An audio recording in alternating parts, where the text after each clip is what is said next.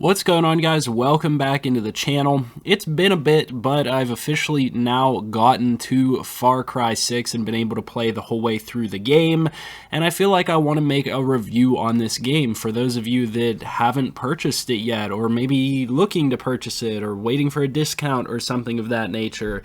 I still want to give my opinion on this game. Now, we're going to grade this in a few different categories today, and the first of those is going to actually be the gameplay of the game. And the first point that I want to make in terms of the gameplay of Far Cry 6 is that it is a relatively enjoyable game, all things considered. I actually had quite a bit of fun with this game.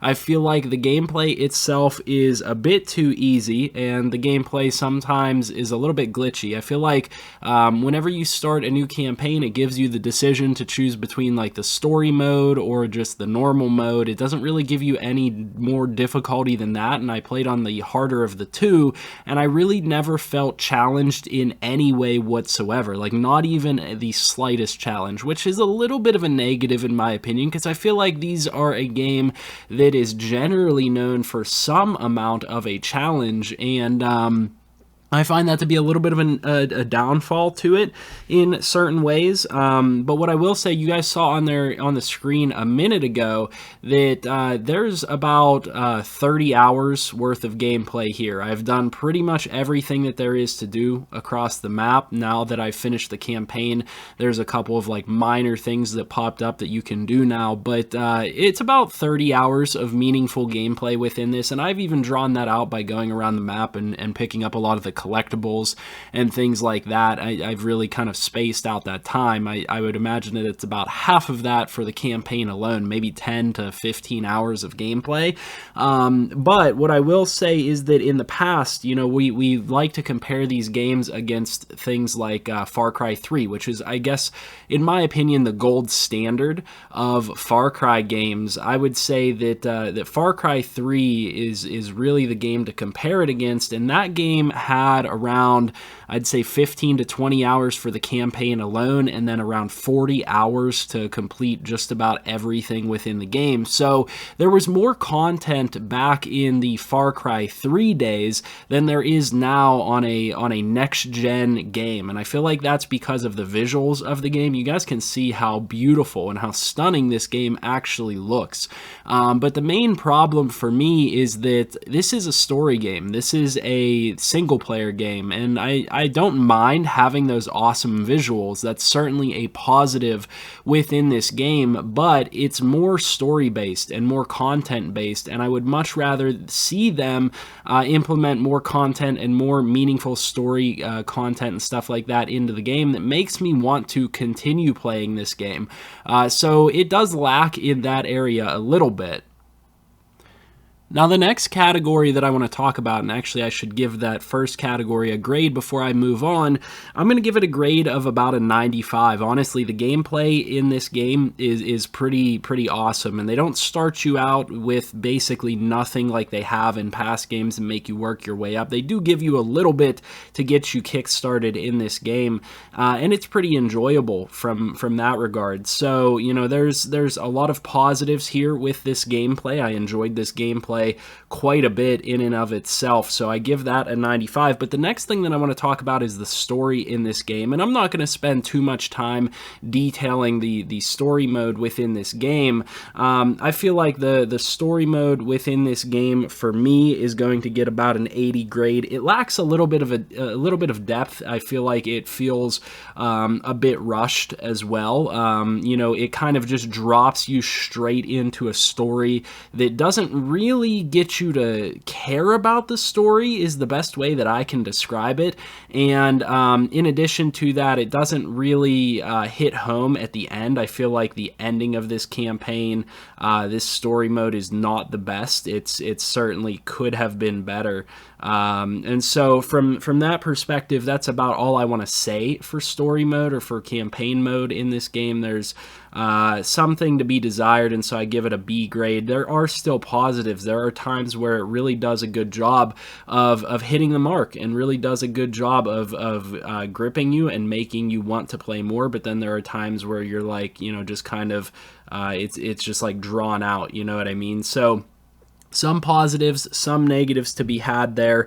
But moving on to the next point, I want to talk a little bit about the side objectives in this game. I feel that the side objectives in this game felt a lot less meaningful than in past games, and I felt like they were quite a bit less challenging than the side objectives have been in prior games. You guys just saw me right here on the screen clear out one of the routine objectives within the game in about 20 seconds, and I had these checkpoints and things like this used to be a lot more difficult, I feel like, in the prior games, and they're really, I've just never felt the challenge that would come with these types of things in the prior Far Cry games. And so for that, these side objectives are going to get a 75 grade from me. And then very much related to that, the next category that I want to talk about are the puzzles and like verticality that used to be within the game. Now, you used to unlock the map in Far Cry by finding, you know, like waypoints, and you would have to do a puzzle or a challenge to climb up to the top of that waypoint,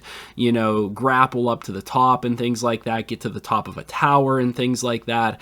And it would be a bit of a challenge in order to get that done and make that happen. But those things don't really exist in the game in Far Cry 6. They don't really exist anymore within Far Cry, and I feel like that is a negative to me. I just didn't feel very challenged by this game all around, and I think that that's a common theme with this game. And so from that perspective, the puzzles and verticality category is going to get a 70 grade from me. Now, the next few categories are going to be all in regards to weapons. The first category is just going to be the main weapons in general. You get 3 main weapon slots within this game, as well as a sidearm slot.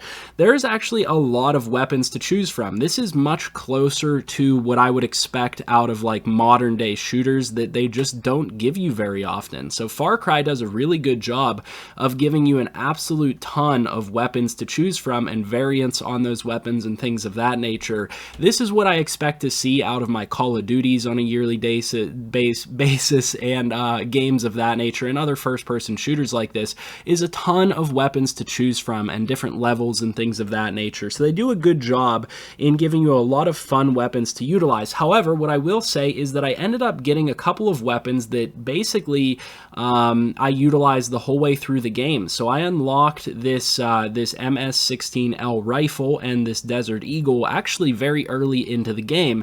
And if you get a weapon like this and customize the weapon to have the specific type of ammunition that does penetrative damage, you can go and one-shot just about any enemy the whole way through the game, whether they're higher level than you or not, and it makes the game really easy. It makes the game surprisingly easy. And so I utilized these 2 weapons more than anything else through the majority of the game, and it made my experience maybe a little bit less fun than it could have been, because it didn't really force me to use these other weapons. I found 2 that were really good and just utilized those 2 weapons for the majority of the game. Now that's a little bit on me, but it also speaks to the weapon system within the game.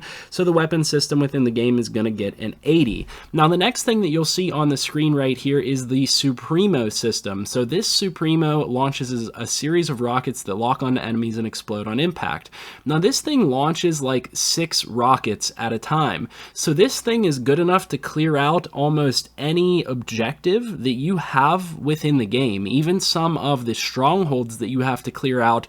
This thing can do it by itself, which, like I said, when we're talking about the easiness and the challenge level of this game, makes the game really easy, but it also makes it so that you really don't ever get to try some of the other Supremos. Now, I did try some of these other ones, but I ended up always coming back to the same one, and you never really gave these other ones too much of a shot, because the Exterminator is one of the best, if not the best, Supremo in the game, and it's just really effective. And so it kind of fails on that end to get you to utilize the other ones or make it fun enough to utilize the other ones.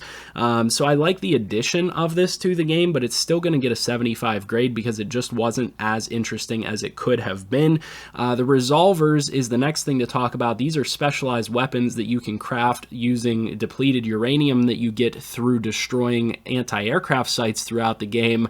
These things, I never used any of these except for the flamethrower, and the reason being was, you know, you were spending this finite resource to acquire these weapons, but it never actually tells you what these things do. So with the Supremos, it tells you underneath every single one of these what these weapons do. It tells you, you know, one of them's an EMP, one of them shoots rockets, one of them marks enemies, but it doesn't tell you that with the resolver weapons. I don't know what any of these things do, and I haven't bothered to try any of them because, again, I found 2 weapons that worked for me.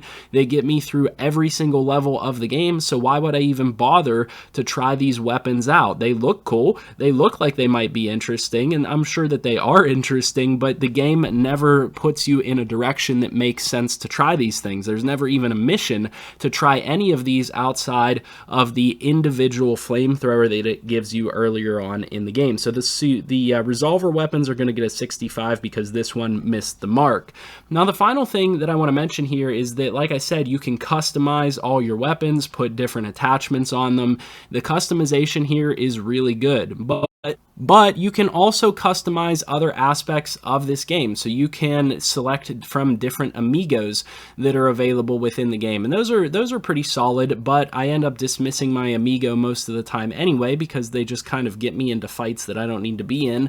Or you can customize your vehicles, but I found myself fast traveling more than anything within this game. Unfortunately, like I said, they make the fast traveling too easy because whenever you go through the map, you can very easily airdrop from point to point, and you can unlock all of these locations super easily. There's no challenge to unlocking parts of the map anymore, which is a negative because then that means that this whole idea of customizing your ride and adding all these weapons and things to your ride never really takes shape and never really helps you or makes the game interesting in any specific way. I think I've utilized my ride once or twice within the game. So yeah, it's nice that they have this customization system within the game, but I wish the game would have pushed you more to actually utilize these things and make it a challenge to get around the map and things like that. That would have been a huge step in the right direction. So with that being said, you know, the last thing that I want to actually say here is that you never really